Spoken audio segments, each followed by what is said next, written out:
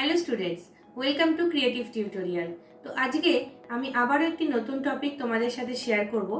এই টপিকটি ইংলিশ গ্রামারের একদম প্রাইমারি লেভেলের টপিক, যেটা আমরা ইংলিশ এবং ইংলিশ গ্রামার শেখার শুরুতেই শিখে থাকি। টপিকটি হলো আর্টিকেল। তো আর্টিকেল কি, এর সম্পর্কে বিস্তারিত আজ আমরা জেনে নেব। তোমরা ভিডিওটা স্কিপ না করে দেখতে থাকো।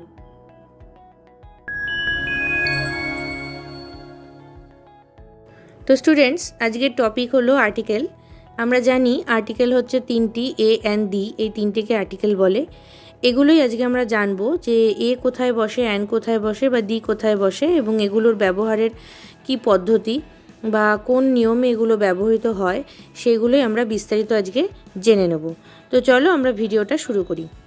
তোমরা যদি এই চ্যানেলে নতুন হও তাহলে আমার ভিডিওটিতে একটি লাইক দিও এবং আমার চ্যানেলটিকে সাবস্ক্রাইব করে দিও আর পাশে থাকা বেল আইকনটিতে ক্লিক করে দিও। তাহলে আমি যখনই কোনো নতুন ভিডিও দেব তোমরা তার ইনস্ট্যান্ট নোটিফিকেশান পেয়ে যাবে। আজকে আমরা প্রথম জানবো সেটা হলো হোয়াট ইজ আর্টিকেল। আর্টিকেল কি? An article is a short monosyllabic word that is used to define if the noun is specific or not.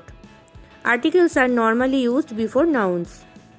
মানে একটি আর্টিকেল হলো একটি একস্বর বিশিষ্ট শব্দ যা কোনো একটি বিশেষ্য পদ নির্দিষ্ট বা অনির্দিষ্ট কিনা সেটা বোঝাতে ব্যবহৃত হয়।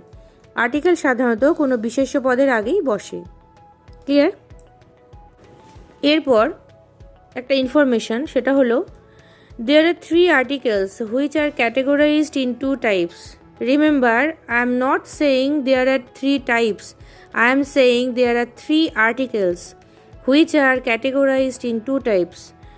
Means এখানে তিনটি আর্টিকেল আছে। কি এ অ্যান্ড দি, এই তিনটি আর্টিকেল যেগুলোকে ক্যাটেগরাইজড বা শ্রেণীবদ্ধ করা হয় দুটো টাইপে।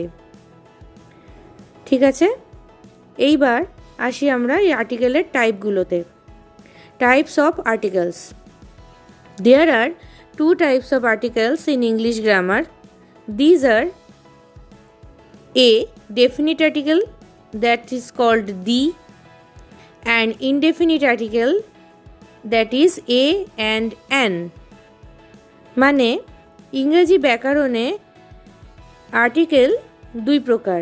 একটি হলো ডেফিনিট আর্টিকেল, মানে যাকে বলে নির্দিষ্ট আর্টিকেল, আর একটি হলো ইনডেফিনিট আর্টিকেল, মানে অনির্দিষ্ট আর্টিকেল। ডেফিনিট আর্টিকেলের মধ্যে বা নির্দিষ্ট আর্টিকেলের মধ্যে দি এবং অনির্দিষ্ট বা ইনডেফিনিট আর্টিকেলের মধ্যে এ এবং অ্যান, এই দুটিকে শ্রেণীবদ্ধ করা হয়। নেক্সট আমরা জানবো what is definite article. Definite article বা নির্দিষ্ট আর্টিকেল কি? A definite article is use to determine nouns that is specific or particular. It is also used before plural nouns. Only the is said to be the definite article. মানে একটি নির্দিষ্ট article যা বিশেষ্য পদকে নিশ্চিত করতে ব্যবহৃত হয়। যে বিশেষ্য পদগুলি সমগ্র জগতে একটি রয়েছে বা যে বিশেষ্য পদগুলিকে নির্দিষ্ট করে বলা হয় সেক্ষেত্রে এই নির্দিষ্ট আর্টিকেল ব্যবহৃত হয়। এটি প্লুরাল নাউনের আগেও বসে। শুধুমাত্র দিকেই ডেফিনিট আর্টিকেল বলা হয়। For example, the sun sets in the West. মানে এখানে সান, সূর্য, যেটি পৃথিবীতে একটিই রয়েছে, তাই সেটিকে নির্দিষ্ট করে বলার ক্ষেত্রে আমরা দি বসালাম। আবার ওয়েস্ট মানে হচ্ছে পশ্চিম দিক, যেখানে সূর্য অস্ত যায়, সেই পশ্চিম দিকটাও পৃথিবীতে একটি রয়েছে, সেই জন্য ওয়েস্টের আগেও একটি দি বসলো, অর্থাৎ ডেফিনিট আর্টিকেল বসলো। ক্লিয়ার? আরেকটা উদাহরণ দিই, দি চিলড্রেন আর প্লেয়িং ক্রিকেট। এখানে বলা হচ্ছে বাচ্চারা ক্রিকেট খেলছে।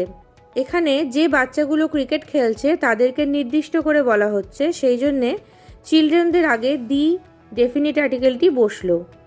সেই জন্যে এখানে হলো the children are playing cricket, বাচ্চাগুলি ক্রিকেট খেলছে। বোঝা গেছে? নেক্সট, এরপর আমরা জানবো হোয়াট ইজ ইনডেফিনিট আর্টিকেল। অনির্দিষ্ট আর্টিকেলটি কি? An indefinite article is used to indicate nouns that is not definite or specific. Among articles, a and an is said as indefinite articles. মানে একটি অনির্দিষ্ট আর্টিকেল যে কোনো বিশেষ্য পদকে চিহ্নিত করতে ব্যবহৃত হয়। যে সকল বিশেষ্য পদ নির্দিষ্ট নয় বা জগতে একমাত্র নয় সেগুলোকে বোঝাতেই এই অনির্দিষ্ট আর্টিকেলটি ব্যবহৃত হয়। সমগ্র আর্টিকেলগুলির মধ্যে এ এবং অ্যানকেই অনির্দিষ্ট আর্টিকেল বলা হয়। এবার আসি, এই যে এ এবং অ্যান এই দুটো আর্টিকেল ব্যবহারের একটা নির্দিষ্ট টেকনিক রয়েছে বা পদ্ধতি রয়েছে।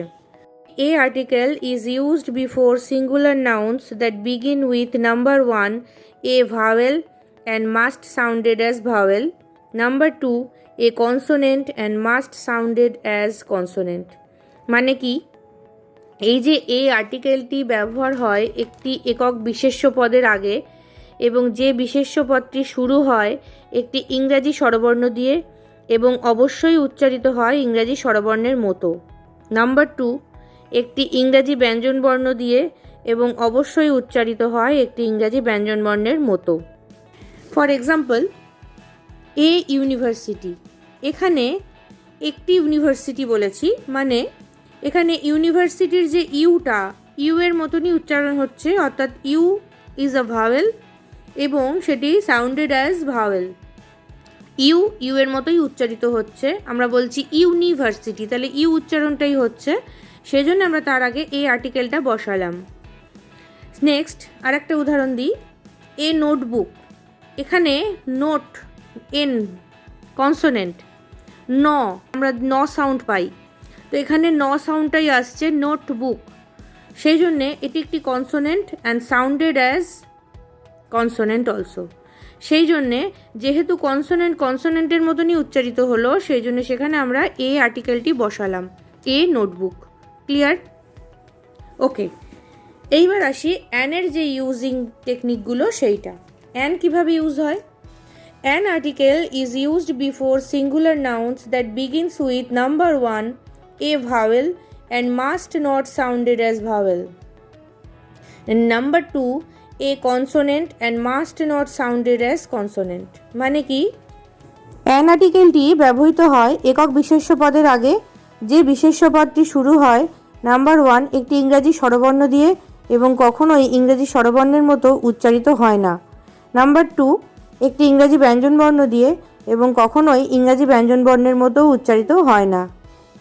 ফর এক্সাম্পল, অ্যান এলিফ্যান্ট, এখানে এলিফ্যান্টের যে ইটা ই উচ্চারণ হচ্ছে না, এখানে ই এলিফ্যান্ট আমরা বলছি এলি, অর্থাৎ এ উচ্চারণ হচ্ছে, ইটা এর মতো উচ্চারণ হচ্ছে, ই এর মতো উচ্চারণ হচ্ছে না, সেই জন্যে যদিও এটা ভাওয়েল, তাহলে ভাওয়েল হয়েও it not sounded as vowel, সেই জন্যে এখানে এলিফ্যান্টের আগে অ্যান বসলো।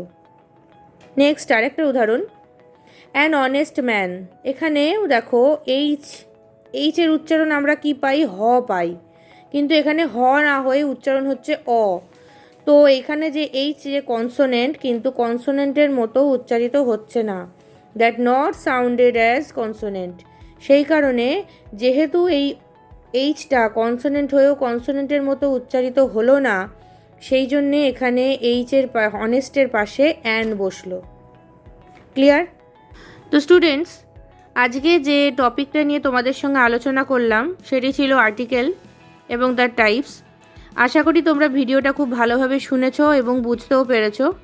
যদি তোমাদের কোনো কনফিউশন বা কোনো সমস্যা থাকে তোমরা অবশ্যই আমাকে কমেন্ট বক্সে কমেন্ট করবে, আমি তোমাদেরকে রিপ্লাই দেওয়ার চেষ্টা করব। আর যদি আমার ভিডিওটি ভালো লেগে থাকে তাহলে অবশ্যই একটা লাইক দিয়ে সাবস্ক্রাইব করে দিও আর পাশে থাকা বেল আইকনটিকে ক্লিক করে দিও, তাহলে আমি যখনই কোনো ভিডিও দেবো তোমরা সহজেই সেটা পেয়ে যাবে। আজকের মতো এইটুকুই, আবার নেক্সট ভিডিও নিয়ে তোমাদের সঙ্গে দেখা হচ্ছে। Thank you.